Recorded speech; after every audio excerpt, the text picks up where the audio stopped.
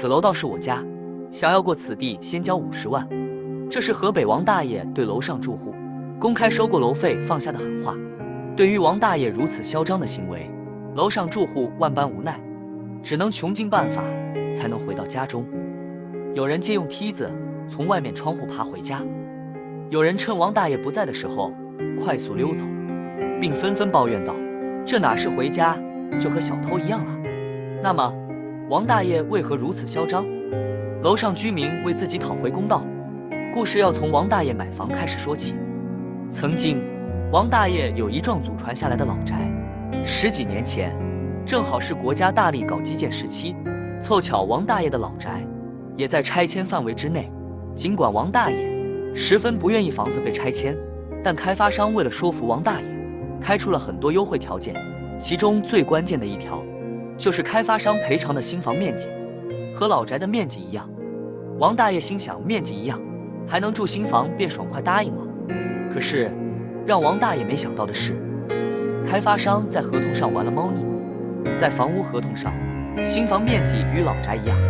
但新房面积却含了公摊面积，而公摊面积竟然还包含1楼和2楼的楼梯面积，也就是说1、2楼的楼梯也属于王大爷所有，而王大爷真正的居住面积却比原来少了很多。对于开发商恶劣的行为，王大爷自然是要讨个说法。于是大爷拿着当年签下的合同找到开发商理论，可是白纸黑字，开发商按照合同履行，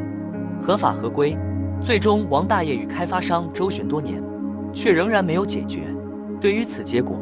王大爷实在咽不下这口气，仔细琢磨，既然找开发商无用，那还不如把1楼、2楼的所有权收回，向其他业主收过楼费。起初王大爷开始向楼上的住户们拦路要钱时，引起了大家的愤怒和抵触。住户与王大爷沟通无果后，也向物业反馈，甚至报警处理，可是根本没用。王大爷仍然我行我素，甚至更猖狂。没办法，住户们只能自己解决。有人从外墙搭梯子爬窗入户，有人玩起游击战，趁大爷不注意溜上楼，而有人结伴而行，一起出入楼道，分散大爷注意力，再寻机跑上楼回家。眼看收不到过楼费，王大爷干脆心一横，直接把1楼到2楼之间的楼梯给砸了，彻底斩断楼上住户回家的路。而这种回家难的状况整整持续了5年。对于大爷的蛮横，住户们也是恼怒不已，自己辛苦花几十万买的房子，回家却如此狼狈。于是忍无可忍的业主们干脆联合起来，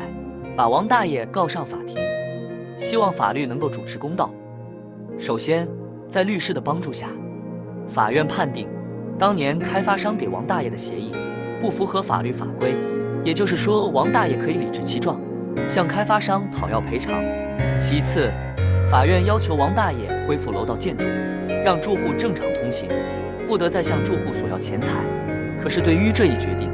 王大爷坚决不执行，因为多年来与开发商周旋，王大爷实在没有信心能够从开发商那里得到足够的补偿。